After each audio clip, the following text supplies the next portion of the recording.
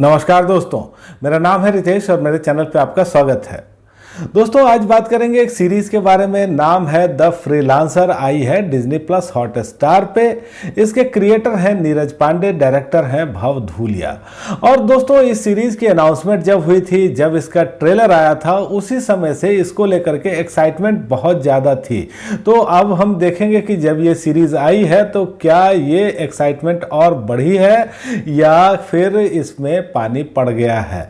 तो दोस्तों रिव्यू की शुरुआत करने से पहले एक रिक्वेस्ट आपसे कि यदि आपने अब तक मेरे चैनल को सब्सक्राइब नहीं किया है तो जरूर ही कर लीजिएगा, क्योंकि वेब सीरीज और मूवीज के रिव्यू के साथ साथ आपको यहां मिलती है ओटीटी की दुनिया की हर जानकारी।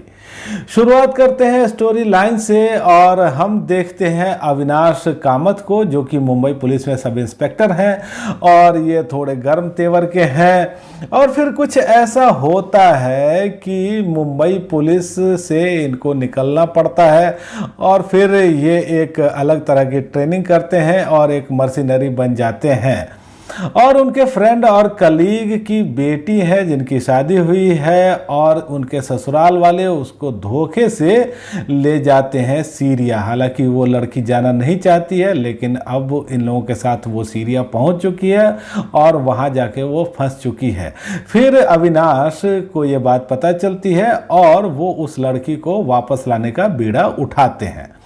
तो दोस्तों इस सीरीज की जो कहानी है वो अच्छी है और नीरज पांडे का ये क्रिएशन है, तो नीरज पांडे की जो छाप है वो आप यहाँ जरूर महसूस कर सकते हैं और इसका डायरेक्शन भी आपको अच्छा लगता है। और दोस्तों यहाँ एक गंभीर चीज ये दिखाई गई है कि कैसे धर्म के नाम पे लोगों का ब्रेन वॉश किया जाता है, अच्छे भले लोगों को बहका करके एक खूंखार रास्ते पर भेज दिया जाता है।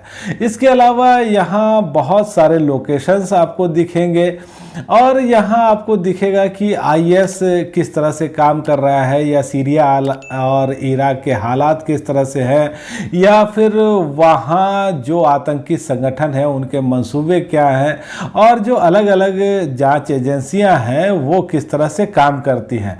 तो ये जो चीज़ें हैं इसको काफ़ी डिटेल में हमको बताया गया है। हालांकि ये जानकारी कई बार अधिक हो सकती है कई लोगों के लिए, क्योंकि यहाँ बहुत सारी यह जानकारी दी गई है।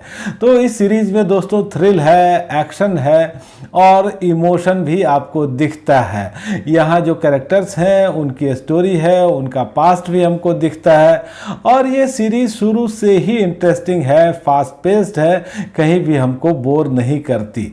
लेकिन इस सीरीज की जो सबसे बड़ी कमी है वो ये कि यहाँ बीच में ही काट दिया जाता है कहानी को भी और हमारा भी एज ए व्यूअर। अभी तो धमाका हुआ ही है लेकिन कहानी खत्म हो जाती है और फिर हमको इंतज़ार करना है कि अब इसका दूसरा पार्ट कब आएगा तो ये कहानी आगे बढ़े।